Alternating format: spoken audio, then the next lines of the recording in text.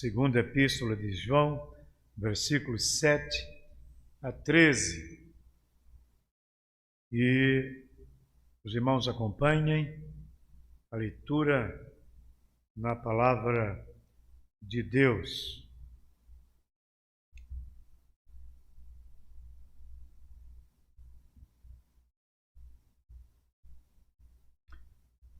Porque muitos enganadores têm saído pelo mundo fora, os quais não confessam Jesus Cristo vindo em carne.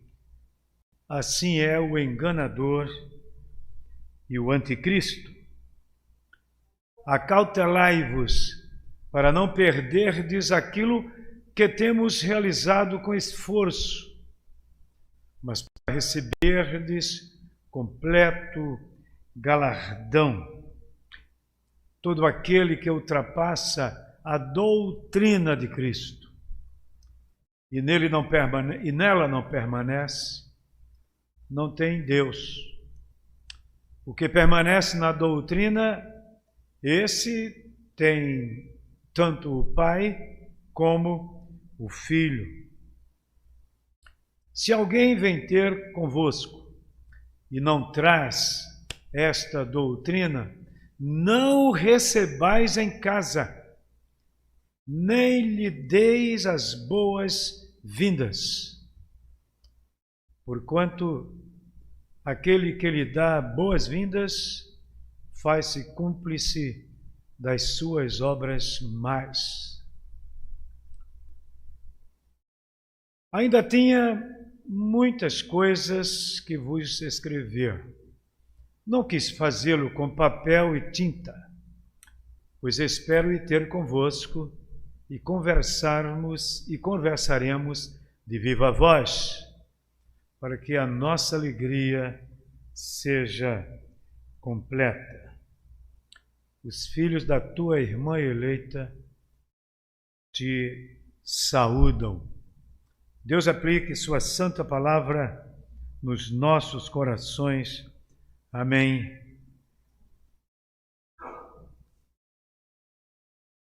Nós vamos estudar nessa noite, concluindo assim o que estamos estudando na segunda carta do apóstolo João, sobre encorajamento e advertência para a igreja cristã.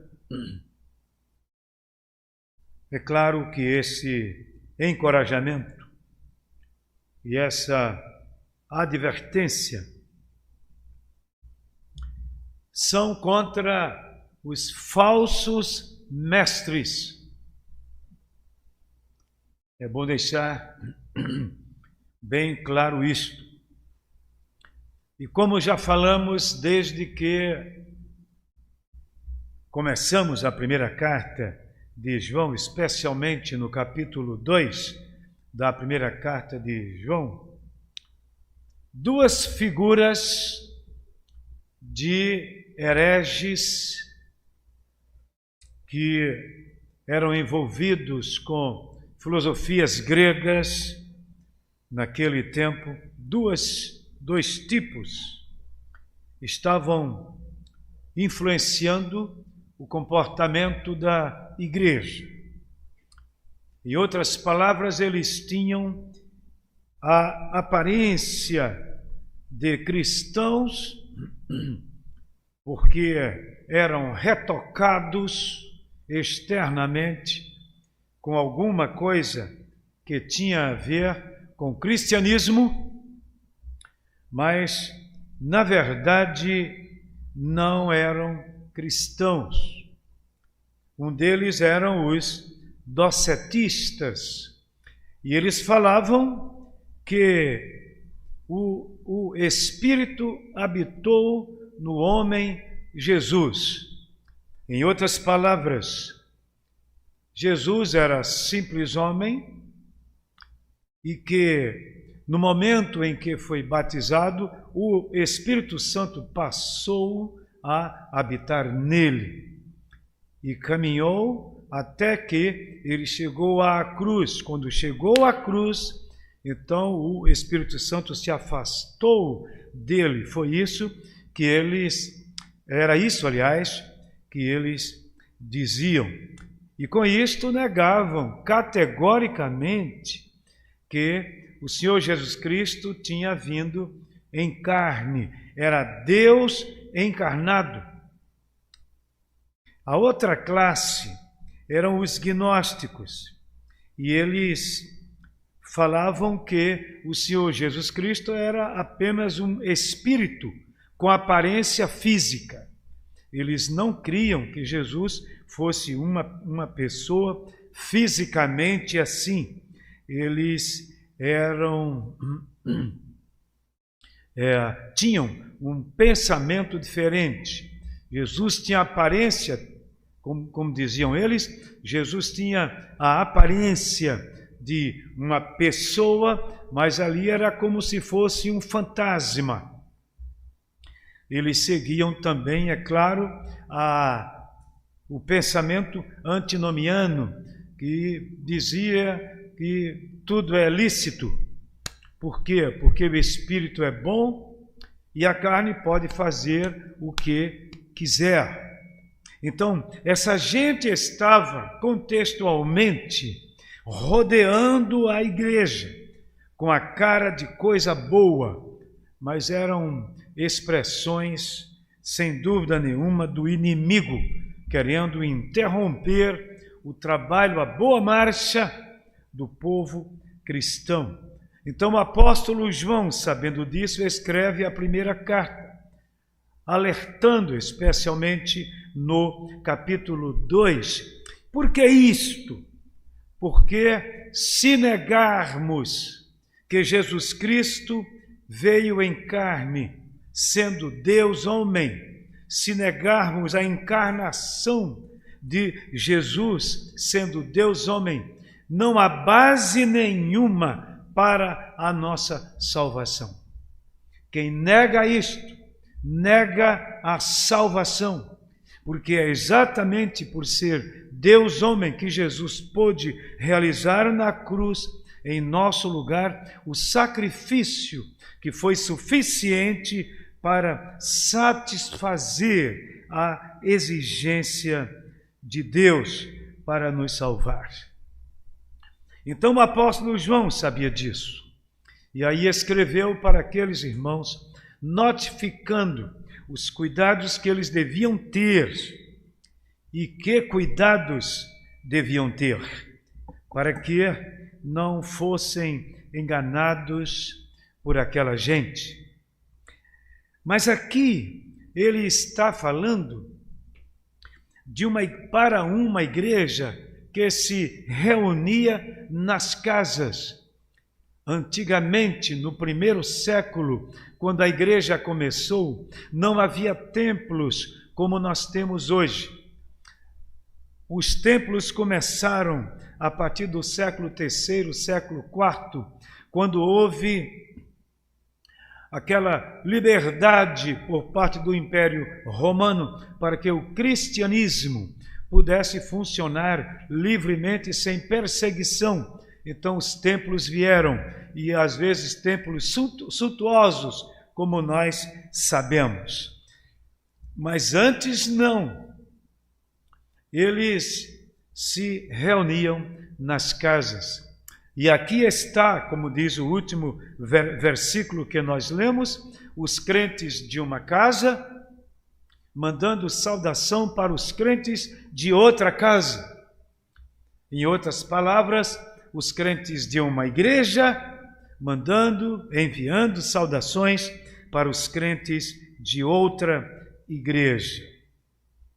E aqui começa a preocupação, aliás, continua a preocupação de João escrevendo nessa carta, porque ele sabia muito bem que nas casas a igreja funcionava muito bem, o ambiente era mais aconchegante e era aprazível até, e facilitava, em certo sentido, a interferência de pessoas que não tinham nada com a vida cristã. Bastava que a pessoa que morava naquela casa abrisse as portas. E a advertência do apóstolo João era exatamente em cima disso, para que não se abrissem as portas para quaisquer tipos de pessoas com cara de gente boa, para estar ali, especialmente porque o momento do estudo era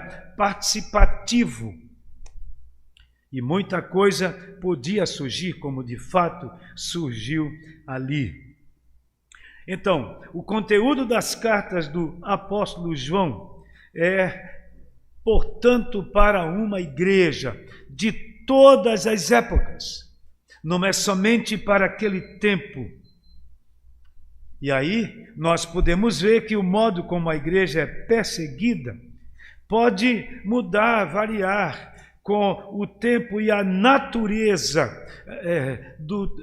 da perseguição, mas a causa é a mesma. Cristo disse que muitos iriam perseguir o povo de Deus, iriam perseguir os seus discípulos, porque ele foi perseguido.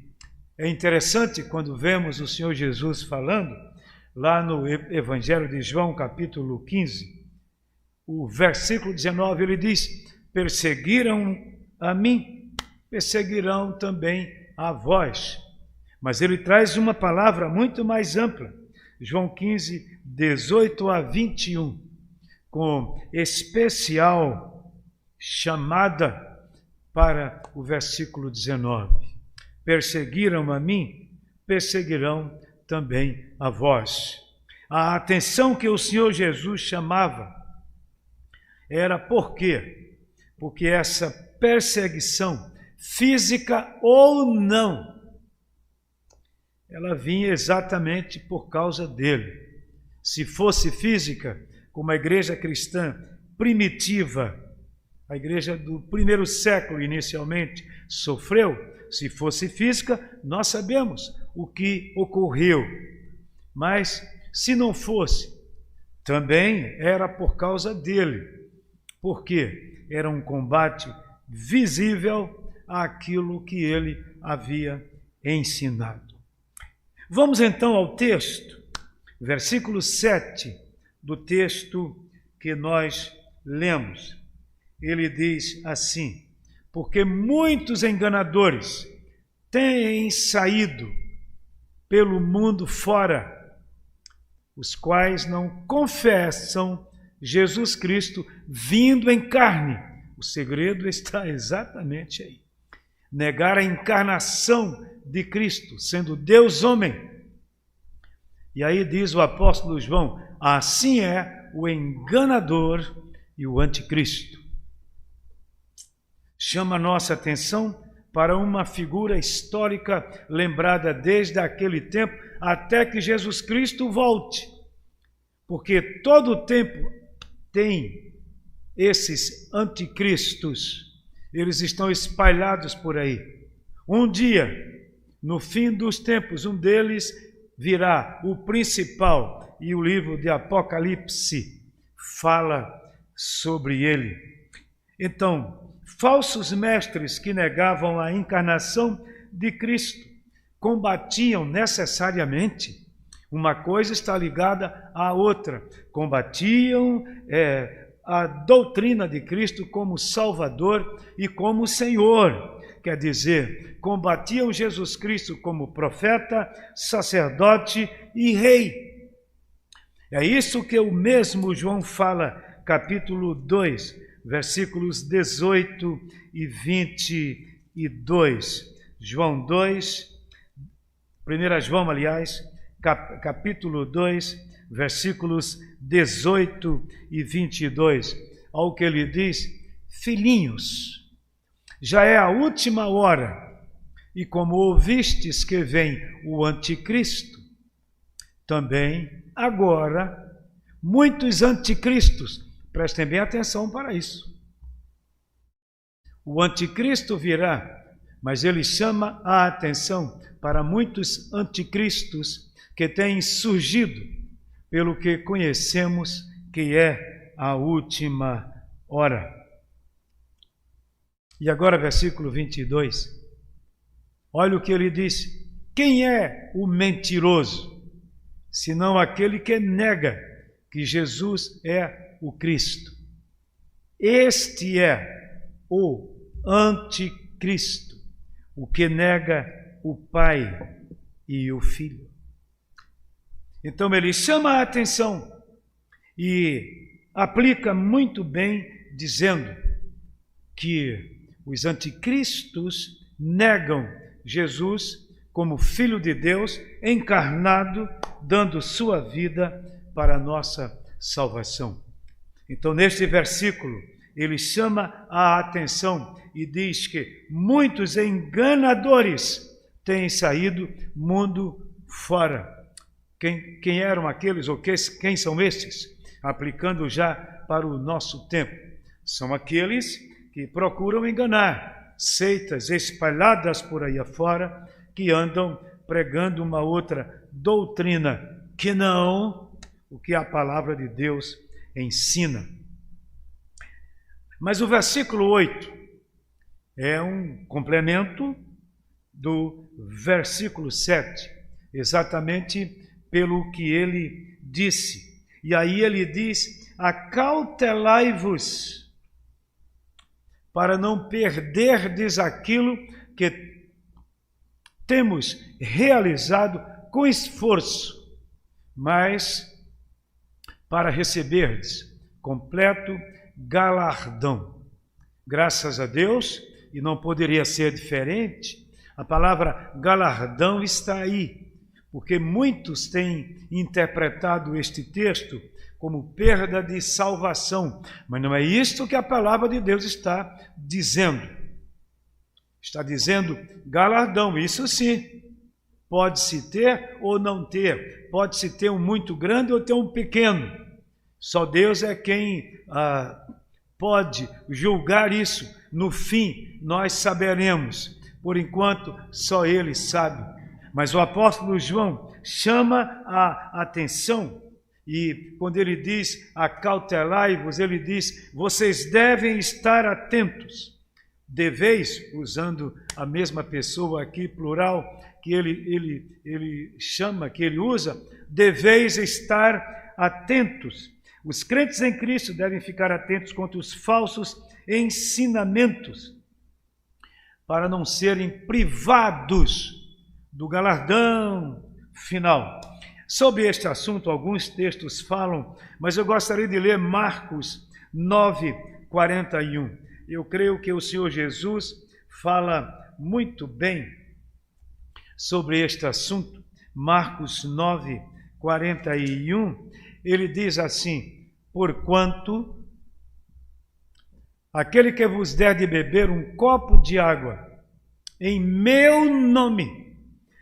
É interessante chamar a atenção aí para o nome de Jesus, que deve ser honrado. Aquele que vos der um copo de água em meu nome, porque sois de Cristo. Reforça aí. Em verdade vos digo que de modo algum perderá o seu galardão. Eu diria que o galardão é um presente, usando uma linguagem bem comum, compreensível a nós, que receberemos por tudo o que fizermos para o Senhor nesta vida, segundo o julgamento que Ele mesmo estabelece. Repito, ninguém perde salvação. Quem é crente mesmo, está seguro em Cristo. Nasceu de novo, nasceu sim, está seguro. Mas galardão sim. Isso tem muito a ver com a obra de Deus que nós realizamos neste mundo, até que Cristo volte para a glória de Deus. Por isso o apóstolo João diz: acautelai-vos. É bom saber que nem todos os que saíam de casa em casa eram falsos mestres. Deixe-me dar uma explicação aqui. Naquele tempo, os mestres fiéis a Cristo saíam sim de casa em casa. Isto aí é verdade. E eles eram hospedados nas casas dos crentes. Não havia naquele tempo a facilidade que nós temos hoje, de hotéis, pousada, onde as pessoas pudessem ficar. E naquele tempo havia um perigo maior ainda. É que muitas pousadas que havia naquele tempo eram antros de imoralidade. E aí não era aconselhável que servos de Deus vivessem ou estivessem, pousassem ali. Eles tinham que ficar hospedados, era na casa dos crentes mesmo. Mas aí o apóstolo João chama a atenção. Cuidado. Em outras palavras, ele está dizendo, não deem pousada a qualquer um. Se o cidadão chega com ideias aí loucas, ideias quaisquer que se conflitam com a palavra que eu vos tenho ensinado, não deis pousada a essa gente. Mandai-os embora. É isso que o apóstolo João está dizendo aqui. Então, qual era a cautela que eles deviam ter? Eles deviam ter essa cautela, de acordo com o que João diz na sua primeira carta, capítulo 2, versículos 18 e 22, ele estava chamando a atenção para aquilo que ele havia ensinado. Vejam só o que ele fala, 1 João 2, 18 e 22. Ele diz, filhinhos, já é a última hora, e como ouvistes que vem o anticristo, também agora muitos anticristos têm surgido, pelo que conhecemos que é a última hora. Então ele chama a atenção para esse texto, que nós já lemos, para que os crentes tivessem cuidado com relação àquelas pessoas que chegavam, dizendo-se mestres, querendo compartilhar naquele momento de culto, chegando com ideias anticristãs, complicando a vida dos servos de Deus. Então, muito cuidado, não só naquele tempo, mas para hoje também. Qual é o segredo? Versículo 9, ele diz, todo aquele, aí o 9 completa o 8, quando ele diz, todo aquele que ultrapassa a doutrina de Cristo e nela não permanece, não tem Deus. O que permanece na doutrina, esse tem tanto o Pai como o Filho. Qual é o segredo então aqui? É a pessoa de Cristo. Quer dizer, deixar para trás, rejeitar o evangelho que eles já tinham recebido, era uma loucura. E o que muita gente faz hoje não é uma opção de espiritualidade, como muitos dizem. A gente, é claro, respeita todo mundo, nós devemos respeitar a todos com as suas opções religiosas, mas devemos firmar-nos naquilo em que cremos. Por quê? Porque o que cremos é a doutrina de Cristo. O apóstolo João chama a atenção para a pessoa de Cristo e a verdade que nela se encerra, para que não nos deixemos levar de um lugar para outro. Versículos 10 e 11 agora. Olha o que diz o texto. Se alguém vem ter convosco e não traz esta doutrina, mais uma vez, a ênfase na doutrina de Cristo, não recebais em casa, nem lhe deis boas-vindas. Isso quer dizer o quê? Aquela saudação que normalmente os cristãos tinham, e tem também, varia muito de contexto, mas a saudação que nós devemos dar aos crentes, aos servos de Deus. E ele explica por quê. Porquanto aquele que lhe dá boas-vindas faz-se cúmplice das suas obras mais. Isso quer dizer o quê? Você não é bem-vindo à minha casa, porque você traz veneno para jogar dentro do meu lar, e eu não quero. É isso que ele está dizendo. Em outras palavras, não devemos abrir as portas do nosso coração para ouvirmos doutrinas quaisquer que são aparentemente boas. Meus irmãos, eu quero chamar a atenção para isto, porque algumas pessoas têm escorregado da fé, porque ultimamente, não só ultimamente, mas ultimamente com essa ênfase de comunicação que nós temos, muita gente tem aberto o coração para muita coisa. Lembro, e eu já falei aqui para a igreja, de um moço que foi falar comigo faz alguns anos, aliás, vários anos, dizendo a quantidade de doutrina nas quais ele já havia estado. E quando eu vi aquele moço falar isso, eu fiquei impressionado. Como é que um jovem daquele já havia se envolvido com tanta gente? E aí eu lhe perguntei, o que é que você deseja então? Quer que o cristianismo seja mais uma? Ele disse, não, eu queria que o senhor me orientasse. Eu digo, então, em primeiro lugar, vou orar para que você abandone tudo isso. Atitude número 1, abandona tudo isto. E vamos estudar a palavra de Deus. Eu me comprometo de receber você no gabinete para estudarmos a palavra de Deus. Aquele moço estava confuso demais, porque havia aberto o coração para tantas coisas. E há muita gente assim, e eu repito, isso não implica opção religiosa, não. Opção espiritual, não. Negar a doutrina de Cristo é caminhar para a morte espiritual. E nós temos que deixar claro isso sem ofendermos ninguém, citando apenas o que a palavra de Deus diz. Por isso a mensagem deve ser quanto mais bíblica, melhor. Argumentos humanos nem sempre satisfazem.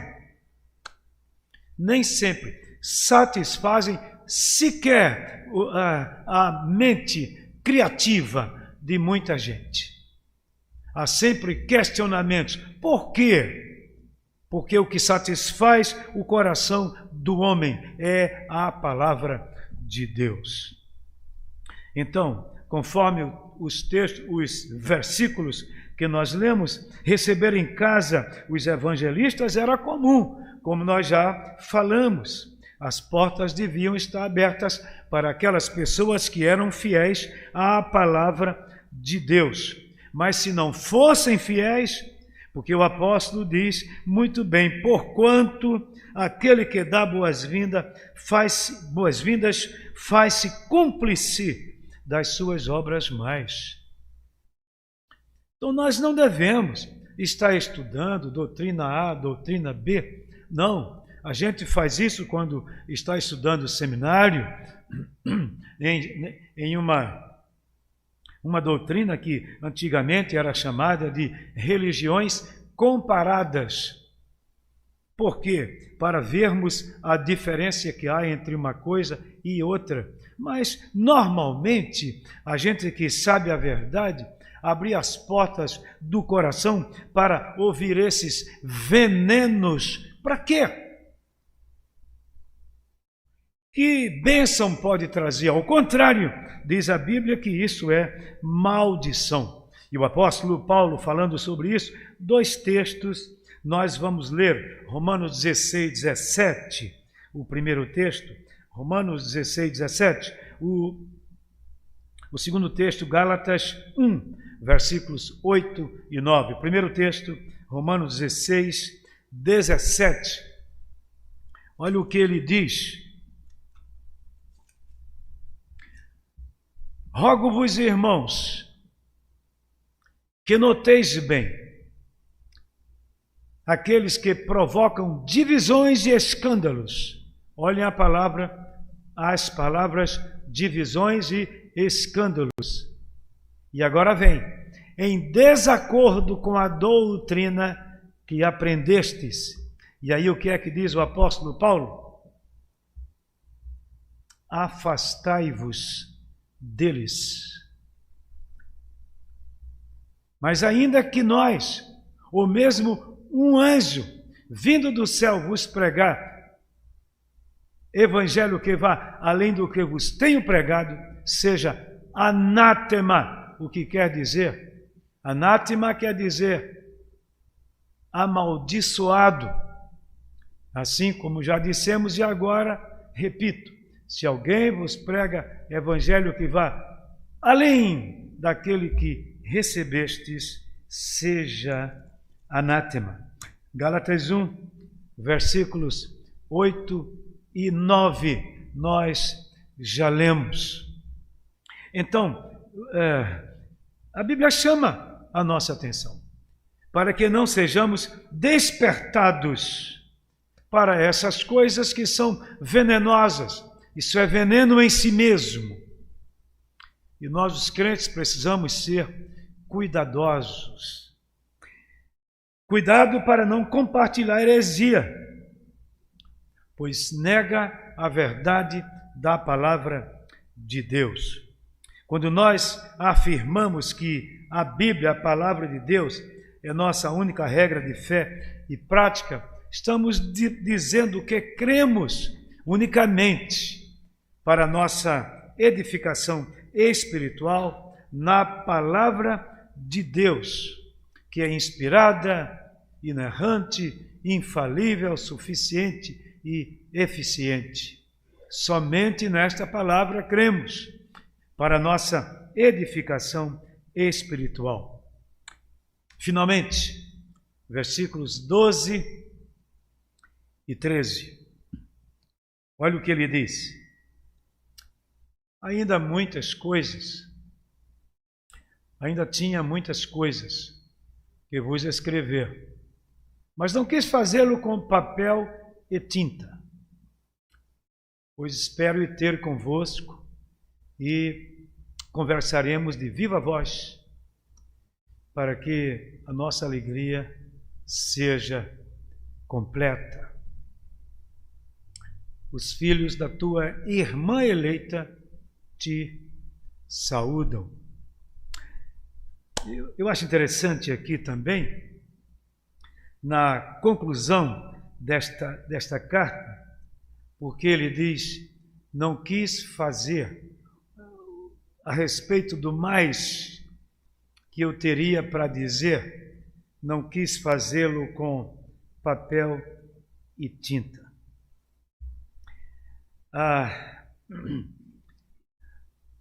Eu quero concluir dizendo que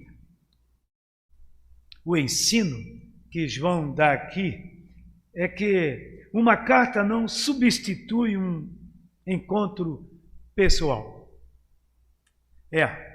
Uma carta jamais pequena como esta iria substituir um encontro pessoal. Naquele tempo não tinha como, a não ser presencial.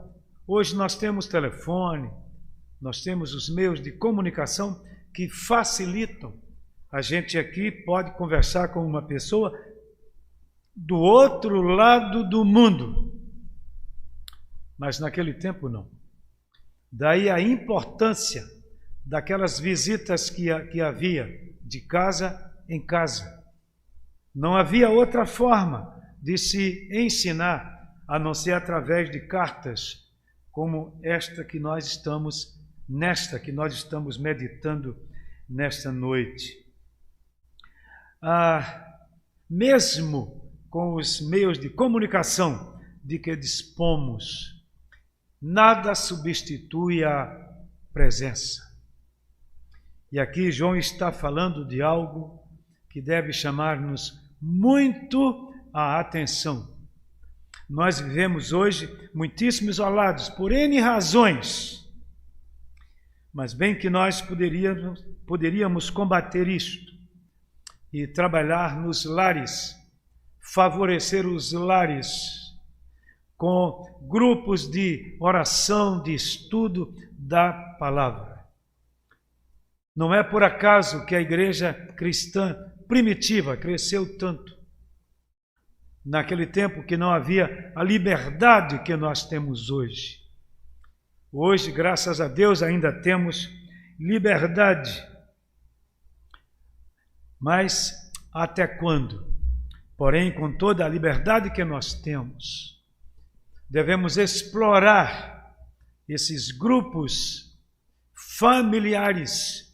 Existem igrejas que funcionam somente com grupos assim. E aí, como é que nós ficamos? É interessante que nós imaginemos isto, pensemos nisso, e que empreendamos este tipo de igreja, não substituindo o culto solene com todos, como nós fazemos aqui, por exemplo, hoje, e como fazemos em nossa igreja e outras igrejas, a grande maioria, mas que esses grupos familiares possam funcionar. Nada melhor do que abrirmos nossa casa para irmãos poderem estar ali estudando a palavra de Deus, compartilhando a palavra de Deus, orando. Que bênção! Que bênção! Há muitas pessoas que gostariam tanto que isso acontecesse, mas, infelizmente, nem sempre se pode. Mas é algo que podemos colocar como alvo na nossa vida para funcionar. E não é apenas um modelo porque todo mundo faz. É porque funciona como edificação para a igreja. E aí o apóstolo João conclui: os filhos da tua irmã eleita te saúdam. Se nós interpretarmos esta senhora eleita, como ele diz no versículo 1, o presbítero à senhora eleita e a seus filhos, se nós interpretarmos como uma senhora mesmo, uma casa e os filhos daquela senhora, pode ser. Se nós interpretarmos como aquela casa que recebia aquele grupo de irmãos, e essa senhora ser chamada de igreja, também pode. O importante é a aplicação disto para a vida da igreja, de uma forma ou de outra. E aí diz ele: os filhos da tua irmã eleita te saúdam. Uma casa de crentes, onde funcionava o culto ali, saúda a outra casa de crente, onde funcionava também. Que bom sabermos que o povo de Deus estuda e pode aprender assim. O que devemos fazer?